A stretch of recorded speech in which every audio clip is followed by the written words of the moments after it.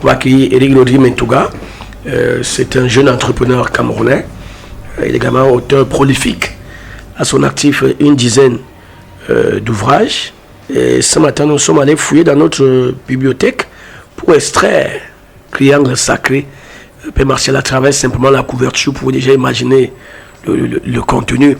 La note, Eric Lodri Mentuga, la note de l'éditeur nous dit: Sorel, jeune et séduisante, est une femme fatale, ambitieuse, prête à tout pour atteindre le bonheur absolu. Selon elle, ce bonheur réside dans l'accumulation des biens matériels qu'elle espère obtenir en devenant magistrate. Elle part de l'université Yaoundé 2 à soi pour accomplir son destin. Dotée d'une intelligence vive, parfois déroutante, Sorel surmonte tous les obstacles, qu'il s'agisse d'hommes mariés, des pratiques fétichistes ou même de voies extrêmes comme la zoophilie. Tant qu'elle la rapproche de ses objectifs, John devient alors sa principale victime, car il commet l'erreur de vouloir quitter Sorel pour sauver son mariage. John est un homme marié qui avait pour compagne, pour deuxième bureau, Sorel qui est prêt à tout. John, qui couvrait Sorel de tout cadeau, bien, argent, veut couper les vivres à Sorel, qui devient encombrante parce qu'il veut sauver. Toute ressemblance avec les personnages ici, tout rapprochement n'est que pure ressemblance et personne n'a été étiqueté ici. Eric Lodri Mentuga, bonjour. Bonjour Dimitri, bonjour à vos nombreux auditeurs et merci pour l'amitié que vous me faites encore ce matin de partager ce plateau avec vous. Et aussi, je suis très heureux à chaque fois quand on revient sur l'un de mes nombreux ouvrages. Il faut dire c'est un best-seller. Voilà, merci, effectivement, c'était le 7e, Triangle Sacré, paru donc du côté du Lys Bleu en France, mais qui est également disponible au Cameroun dans toutes les librairies et sur toutes les plateformes de vente en ligne. Alors dans Triangle Sacré, j'ai voulu dénoncer la vénalité de la jeune femme moderne qui s'observe aujourd'hui dans notre société à la dérive. Et il faut se dire, vous parlez très bien d'un ménage à trois, un homme marié qui trouve quand même le moyen d'aller voir ailleurs. C'est devenu la norme dans notre pays aujourd'hui, le multipartenariat sexuel. Nous sommes dans une société où on a écarté la norme et normalisé l'écart. C'est-à-dire qu'on n'arrive plus à réserver l'exclusivité de ses sentiments à son partenaire amoureux.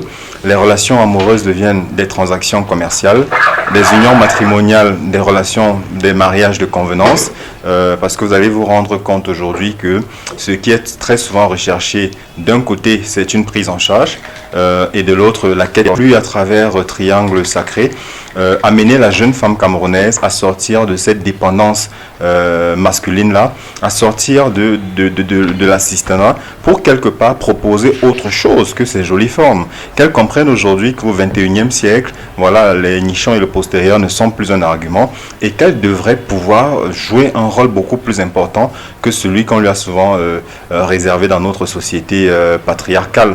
Donc voilà un peu. Et derrière, pour juguler le fléau, malheureusement, pendant que la femme de son côté brille par une certaine hypergamie, parce qu'en quête justement de son épanouissement personnel, elle a tendance à aller avec des hommes qui sont soit de sa classe sociale, soit d'une classe plus élevée, tandis que les hommes brillent plutôt par leur hypogamie, ont tendance à aller prendre des femmes d'une classe inférieure, voilà, ont tendance à baisser souvent leur standard, parce que dans notre société, la valeur d'un homme malheureusement réside dans sa poche. Aujourd'hui, on ne regarde plus un homme à sa valeur intrinsèque, on regarde plutôt ce qu'il a apporté du point de vue financier. Et il faut se dire, je sors par là, que les parents, ils sont pour beaucoup. Parce que même dans nos familles, lorsque la jeune fille s'en va, sa mère lui dit déjà, je ne veux pas d'un beau-frère qui viendra m'aider, d'un beau-fils qui viendra m'aider à fendre le bois. Vous vous rendez très vite compte que la jeune femme comprend qu'en réalité, elle n'est pas amenée à chercher un homme qui lui plaise. Elle ne va plus miser sur la beauté de l'homme, mais simplement sur son appartenance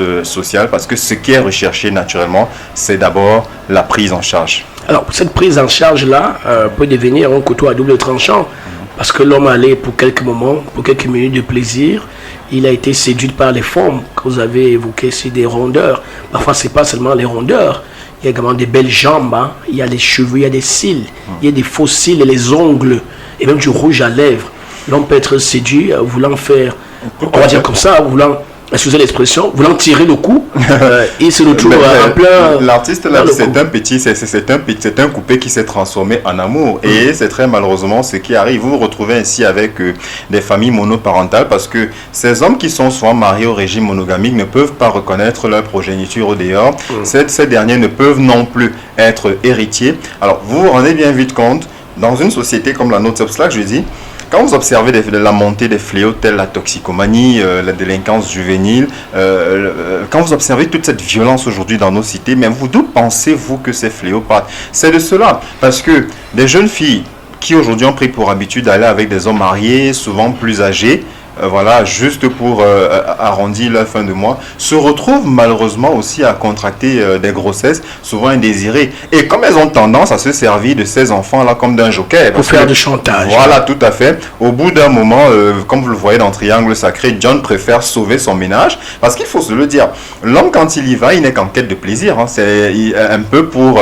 je ne vais pas chosifier la femme en disant que c'est pour varier un peu son Sinon, vous allez vous régime. mettre à dos les féministes. Hein. Voilà. Varier un peu. Bon, ben écoutez, moi je suis déjà... Ils me disent qu'on ne mange pas les légumes tous les jours, il faut le temps d'entendre. Vous savez, les féministes, moi je suis déjà habitué à cette meute, à la meute de cette secte-là, de ces femmes frustrées. Bah écoutez, moi, des féministes aujourd'hui, ce sont des femmes frustrées qui malheureusement n'arrivent pas à comprendre que les hommes regardent d'autres. Vous savez, nous sommes dans une Afrique où le féminisme est une utopie. Vous ne pouvez pas être dans une société patrie locale, où vous partez, où vous installez chez un homme, où vous êtes doté par un homme, où vous attendez d'être pris en charge par un homme et revendiquer une certaine égalité. Une équité, oui. Une égalité en droit, oui, mais jamais de fait, parce que même le seul dimorphisme sexuel rend impossible l'égalité aujourd'hui entre l'homme et la femme. Je suis très heureux que nous ayons sur ce plateau un homme de Dieu. Oui. Voilà, vous vous rendez vite compte que, du point de vue religieux, l'homme est le chef de famille. Même dans notre société patriarcale, l'homme est le chef de famille. Vous allez vous rendre compte que le féminisme aujourd'hui n'est qu'autre chose que la tradition de l'insoumission de la femme, qui à un moment donné, et c'est une guerre économique, parce que ce que la femme revendique simplement, c'est d'avoir les mêmes facilités que les hommes, c'est-à-dire de pouvoir accéder au même poste, de pouvoir avoir peut-être le même salaire, d'avoir les mêmes quotas. Alors, pourtant elles peuvent s'en vouloir qu'à elles-mêmes, parce qu'elles ont tendance malheureusement à aller souvent vers des métiers qui demandent moins d'efforts. Vous l'avez si bien dit, parce qu'habituées dans notre société à se servir de leurs jambes, non pas pour marcher, mais pour gravir des échelons. Dans ce contexte, il y en a également des femmes qui marchent tête haute, qui ont pu s'en sortir, qui ont tenu tête haute, qui ont sorti la tête de l'eau, qui même étant au foyer ou étant toutes seules, elles s'en sortent, elles sont des leaders, elles sont un exemple de réussite sans pourtant avoir besoin de promotion canapé. Et c'est ce que nous proposons justement. Vous l'avez dit, à un moment donné, il faudrait que la femme comprenne qu'elle peut jouer un rôle autre que celui qui lui est souvent dévolu par notre société traditionnelle. Voilà, il faudrait que la femme comprenne aujourd'hui qu'elle peut accéder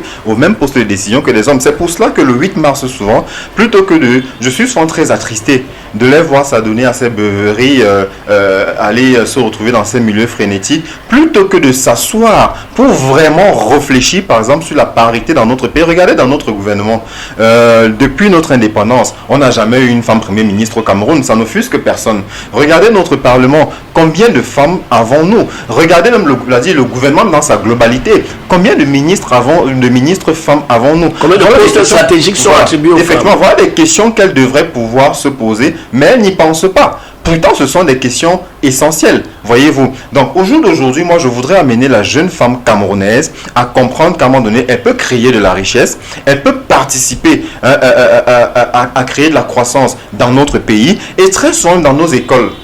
Les filles ont souvent tendance au lycée à être bien plus intelligentes que les garçons. Lorsqu'elles veulent s'en sortir. Voilà, voyez-vous. Donc, on aurait besoin qu'elles mettent cette intelligence-là. Elles ont un quotient intellectuel un peu plus élevé que plus avancé, parce que même sur le plan mystique, voilà, je le dis encore, l'homme de Dieu certainement, ne me contredira pas là-dessus. Même sur le plan mystique, vous allez vous rendre compte que la femme a une certaine avancée sur l'homme. D'ailleurs, nos aïeux nous disaient dans le temps, nous on a fini par vulgariser des pratiques aujourd'hui sans vulgarité aucune, comme le cunnilingus. Dans le temps, on vous disait, quand vous aviez mal au dos par exemple, il suffisait que la femme se mette à nu et puis qu'elle frotta son postérieur, qu'elle s'asseye sur son dos et puis tout de suite, voilà, tout à fait. Quand vous aviez même le panari, on vous disait voilà, il fallait le mettre dans l'antre. Ou lorsque l'enfant ne veut pas marcher ou traîne, le slip que la dame a passé la nuit avec, Elle enlève, Voilà. elle masse les genoux, Tant les et tant de articulations cas. et autres, et l'enfant se met à Tant et marcher. tant de cas. Et vous comprenez pourquoi je condamne aujourd'hui la désacralisation du sexe. Parce qu'on en a fait aujourd'hui une monnaie d'échange sans savoir quelles sont les conséquences qu'on en tire. Vous voyez des jeunes filles qui ont passé le temps à aller avec des hommes âgés, des hommes mariés, qui au bout d'un moment n'arrivent plus à se trouver un foyer, n'arrivent plus à se marier et vont donc trouver refuge dans des églises. Et comme on en a aujourd'hui qui pullulent dans notre société, elles y vont donc pour des bains mystiques, pour une imposition des mains, ou alors elles vont peut-être chez le charlatan du village, elles pour vont les aller bains dormir dans les spirituels. cimetières, etc. Parce qu'à un moment donné, n'arrive pas à comprendre qu'elle paye simplement une dette karmique. Parce que c'est ce qu'on appelle la loi sur le plan spirituel, la loi de la compensation. Le sourire que vous donnez, c'est ce que vous recevez, c'est l'effet boomerang. Mais écoutez, si aujourd'hui vous allez arracher le foyer d'une femme, vous allez détruire le ménage d'une autre, attendez-vous demain à un retour, au revers de la médaille. Et si vous êtes là à courir derrière l'enrichissement personnel, plutôt que de vous bâtir un foyer, mais vous dites à Dieu, à celui-là qui vous a donné la vie, moi j'ai pas besoin de ménage. D'ailleurs, quand je vous parlais justement de ces frustrées féministes, elles vous diront, On s'appelle les femmes fortes, les femmes indépendantes. et elles vous diront, le mariage n'est pas une fin en soi. Voilà. En réalité, quand on a raté sa vie, on va se réfugier derrière de telles considérations. Or, le mariage est un accomplissement. Voyez-vous, le mariage, c'est la complétude. Parce que l'énergie masculine, même pour se déployer, a besoin de celle féminine. Vous verrez souvent des foyers où règne l'amour, c'est-à-dire derrière suit la prospérité, la félicité, tandis que quand il n'y a pas d'amour, voilà, parce que cet homme qui trompe sa femme, qui va au dehors, je vous l'ai dit, sur le plan spirituel, la Bible nous dit, lorsqu'un homme et une femme vont ensemble, les deux fusionnent pour former une seule et même chair. Vous allez avec un être, vous ne savez pas, vous ne connaissez pas son parcours, elle est allée avec tous les hommes de la République, ramassant toutes ces malchances, vous allez là, vous ramassez vous-même ces malchances, ces malédictions-là, et après vous êtes surpris. Vous avez si bien dit, pour nous autres qui sommes dans l'entrepreneuriat, je l'ai souvent dit à mes jeunes frères entrepreneurs, prenez souvent le soin de choisir vos partenaires, parce que parfois vos affaires ne marchent pas, mais vous ne vous rendez pas compte que c'est le choix en fait de vos partenaires, parce qu'une partenaire sexuelle ne saurait être une partenaire de vie. Vous allez vous retrouver avec quelqu'un qui a une charge karmique hautement négative, et quand vous allez avec elle, et c'est vite, voilà, les femmes aussi sont concernées. C'est vice-versa. Il n'y a pas que les hommes. Donc il faudrait vraiment que nous revenions encore à nos valeurs, parce que tout ceci n'est que la conséquence en réalité d'une vacuité axiologique. C'est la décrépitude, comme je l'ai dit. Il se pose donc là un problème d'éducation. Les parents ont démissionné devant leur rôle d'encadrement. Au jour d'aujourd'hui, quelles sont les valeurs qui sont inculquées aux enfants? Quand papa et maman sont dehors justement pour chercher leur pitance, les enfants sont abandonnés aux médias. Et comme les Occidentaux ne nous servent que de l'homosexualité, de la violence et de la perdition à longueur de journée, à travers des scènes obscènes qui malheureusement ne sont pas censurées par le Conseil national de la communication, qui n'est là que pour contrôler ceux qui viennent demander à M. Biya de partir. Un monde non sert n'importe quoi à nos enfants à la télévision. C'est pour ça que vous retrouvez des scandales comme ceux que nous avons dans les établissements scolaires. Je vous avais vu du côté d'Odia, où des enfants régulièrement sont pris en flagrant délit parce qu'ils se sont retrouvés justement quelque part pour organiser des orgies, mais parce que les parents ne sont plus présents. Vous vous retrouvez parfois dans des débits de boissons à des heures tardives, vous trouvez des mineurs qui sont parmi vous, mais où sont leurs parents? Comment font-ils pour sortir? Que font même les enfants avant un certain âge avec des smartphones en main? Si vous souhaitez que votre enfant soit joignable, trouvez-lui un téléphone voilà, jetable, c'est-à-dire ce que vous appelez les turoncos. Même si on va nous brandir aujourd'hui la digitalisation des enseignements, je crois quand même que nous avons un ministère en charge des télécommunications, nous avons une agence voilà, donc en charge des TIC qui pourrait aujourd'hui instaurer par exemple le contrôle parental, de sorte que lorsqu'un parent va acheter un téléphone à son enfant mineur, qu'il n'ait pas accès à certains types de contenus. Et moi je propose même dans notre pays, c'est-à-dire que les réseaux sociaux, l'accès aux réseaux sociaux soit tarifé, soit facturé. Si on dit aujourd'hui à chaque enfant, pour accéder à Facebook dorénavant, vous paierez 10 000 francs par mois. Ou bien il faut avoir tel âge. Voilà. Ou alors même vous payez chaque mois 10 000 francs. Vous allez sur TikTok, c'est 25 000 francs par mois. Vous allez vous rendre compte que toutes celles qui viennent nous brandir la postérieure à longueur de journée sur TikTok, elles vont un peu disparaître. Ces influences suceuses, permettez-moi l'expression, c'est fort. Voilà, vont un peu disparaître. Mais c'est de cela qu'il s'agit dans notre pays. On passe pour être influenceuse alors qu'en réalité, il s'agit d'une nouvelle technique de prostitution. Au jour d'aujourd'hui, quand vous allez, ce qui se fait sur les réseaux sociaux, c'est de la prostitution prostitution à peine voilée. Et ce sont ces dérives-là que je dénonce dans Triangle Sacré. J'invite vraiment mes jeunes compatriotes à lire ce livre-là. Oui, très souvent on me taxe de misogyne, de réactionnaire, de phallocrate, mais prenez le temps à un moment donné d'aller lire. Je suis certain que chacun y trouvera des solutions. Même ces femmes souvent désœuvrées, parce qu'il faut se dire qu'elles y arrivent, parce que peut-être les parents ayant démissionné ne les prennent suffisamment plus en charge à la maison. Elles sont donc obligées d'aller en main pour pouvoir s'en sortir. Qu'elles aillent lire Triangle Sacré. Moi, je leur donne même des pistes, je leur ouvre des pistes de réflexion pour leur permettre de pouvoir s'en sortir.